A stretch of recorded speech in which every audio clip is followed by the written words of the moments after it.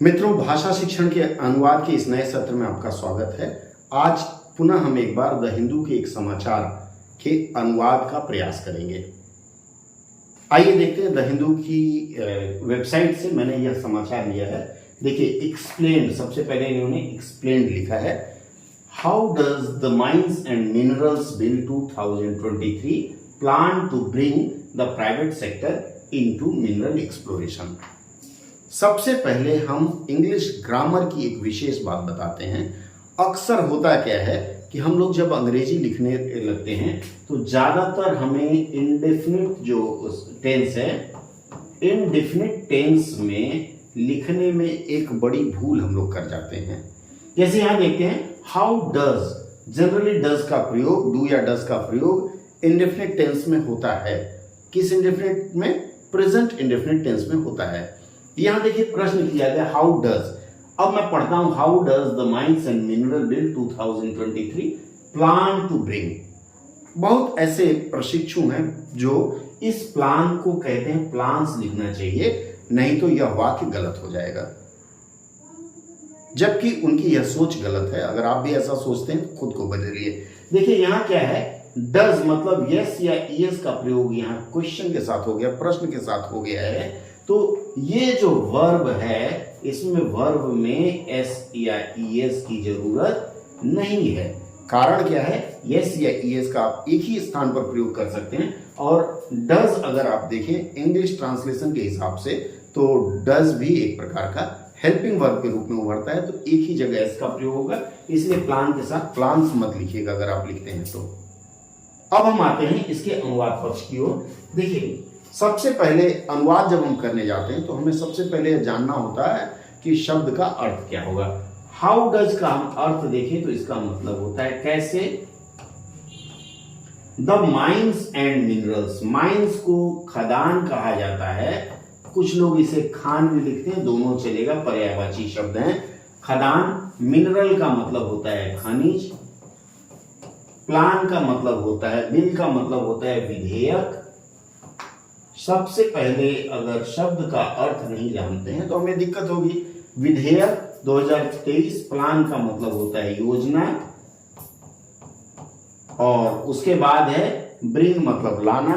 The private sector, private का मतलब होता है निजी, सेक्टर का मतलब होता है क्षेत्र, निजी क्षेत्र। इनटू का होगा में, और मिनरल एक्सप्लोरेशन, मिनरल को मैंने खनिज बनाया, एक्सप्लोरेशन को हम खोज लगाते हैं, क्योंकि खदान जो है, खदान में घुस करके खोजना पड़ता है, ढूंढना पड़ता है। अब आपको इन शब्दों का अर्थ पता चल गया। अर्थ पता चल गया तो आपको एक चीज और ध्यान रखना है, अंग्रेजी का जो सेंटेंस फॉर्मेशन है वो हिंदी के सेंटेंस फॉर्मेशन से अलग होता है। जैसे हिंदी का, अगर हिंदी की वाक्य संरचना देखें तो कर्ता, कर्म और क्रिया, इस रूप में इसे लिखते हैं। पर अंग्रेजी में ये जो WH है उसको हम पहले लिखते हैं, जबकि हम चाहें तो इस हिंदी वाक्यांश में नियम के अनुसार WH को आगे या पीछे रखते हैं, संदर्भ के अनुसार। अब देखते हैं, सबसे पहले हिंदी के अनुसार हमें कर्ता निकालना है, तो कर्ता क्या है, the mines and mineral bill 2023। इसकी हिंदी होगी खदान और खनिज विधेयक 2023। कर्ता हो गया, उसके बाद कर्म ले आएंगे। इसमें कर्म क्या है, निजी क्षेत्र।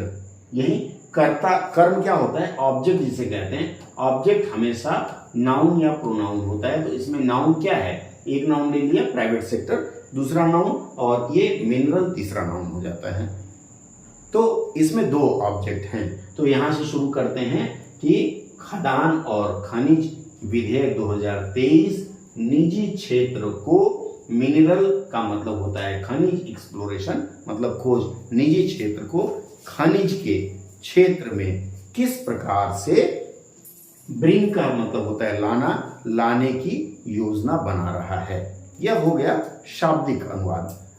अगर हम इसका भावानुवाद करते हैं तो भावानुवाद होगा कि खदान और खनिज विधेयक 2023 में निजी क्षेत्रों को खनिज की खोज में लाने की क्या योजना है। चूंकि यह विधेयक है तो विधेयक में कोई ना कोई योजना होगी, तो इस तरह से इस वाक्य का अनुवाद पूर्ण होता है। अब जब हम अनुवाद करने जाते हैं तो यह बड़ी समस्या रहती है कि हम भाव अनुवाद करें या शब्द अनुवाद करें। देखिए, अगर भाव अनुवाद करते हैं तो चीज़ें उतनी अच्छी नहीं लगती हैं। आप परीक्षा में भी जाते हैं तो आपका फ्लो ऐसा होना चाहिए कि पढ़ने वाले को लगे कि यही मूल अनुवाद है। इस प्रकार से इस वाक्य का भाव अनुवाद भी कहीं कम नहीं है, तो आप इसके भाव अनुवाद का प्रयोग कर सकते हैं। जुटे रहिए हमारे साथ। अगर आपने अभी तक चैनल सब्सक्राइब नहीं किया है तो कर लीजिए, ताकि अगली चर्चा जब भी हो तो उसका बेल अगर आपने आइकॉन ऑन किया है तो सूचना आपके पास पहुंच जाए। और इस तरह समाचारों के अनुवाद के साथ हम सीखने का क्रम जारी रखेंगे। बहुत बहुत धन्यवाद आज जुड़ने के लिए।